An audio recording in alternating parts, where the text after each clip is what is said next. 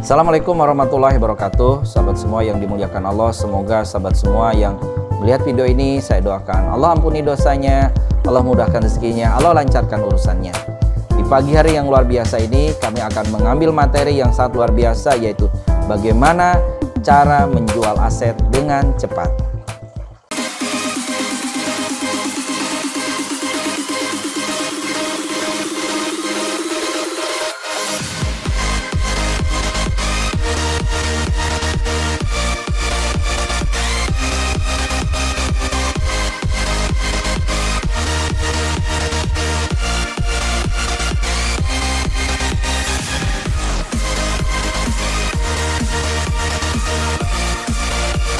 Jangan lupa sahabat semua subscribe, karena subscribe itu gratis, dan jangan lupa like dan share ke semua grup WA dan Facebook Anda.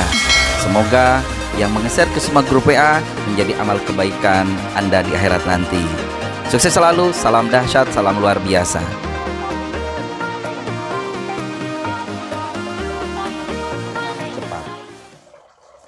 Nah, bagaimana sih cara menjual aset dengan cepat?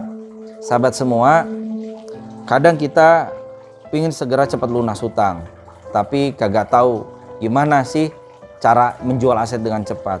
Kita sudah berusaha mempromosikan ke sana kemarin, mungkin ada yang sudah sebulan, 6 bulan, bahkan bertahun-tahun nggak laku.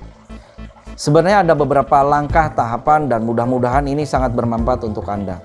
Tahapan pertama, pada saat Anda ingin menjual aset Anda dengan cepat, pertama Anda harus berdoa dulu kepada Allah. Berdoa kepada Allah, minta, ya Allah, aku ingin menjual titipanmu.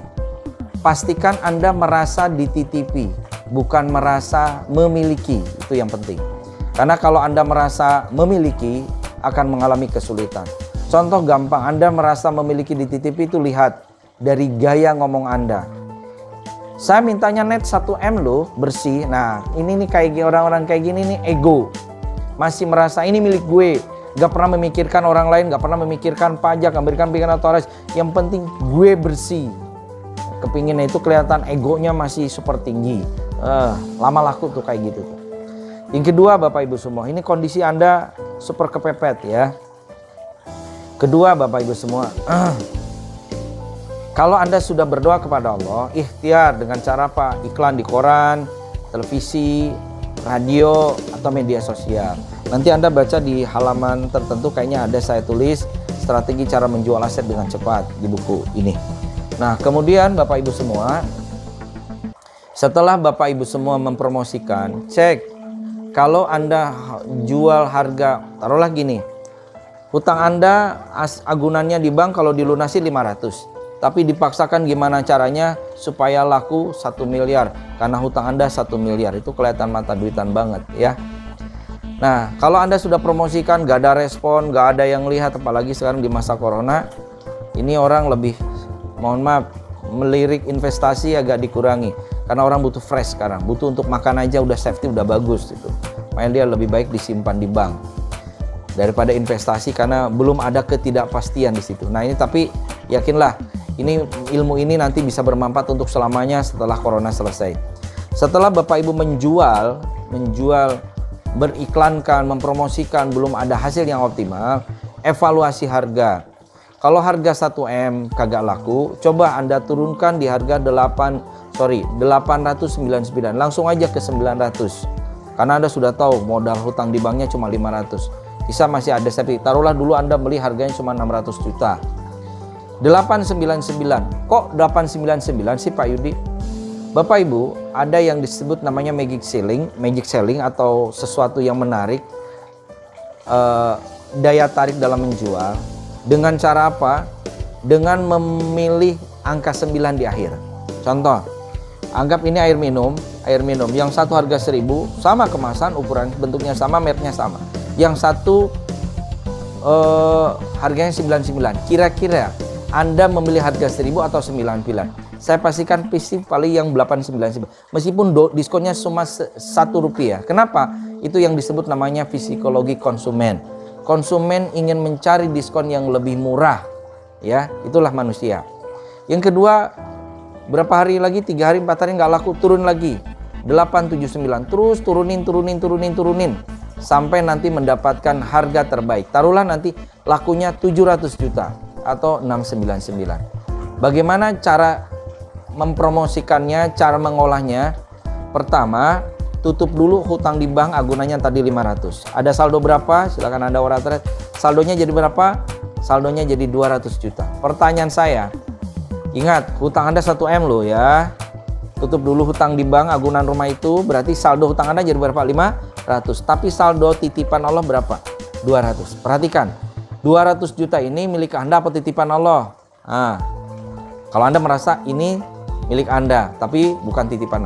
Nah, kalau itu titipan Allah, separuhnya sedekahin 100 juta. Jebret, sedekahin. Yang 100 juta Anda untuk sewa, ruko atau modal usaha silahkan, boleh ya. Nah, kemudian setelah Bapak Ibu semua mensedekah, dari sedekah itu nanti Allah akan ganti 10 kali lipat. Invest 100, Allah kasih tuh 1 miliar. Dari mana? Dari arah yang tadi sangka-sangka. Udahlah, ranahnya Allah. Ranahmu kerja kayak biasa, bangun tahajud, istighfar, banyak nolong orang. Ya, hasil serahkan sama Allah.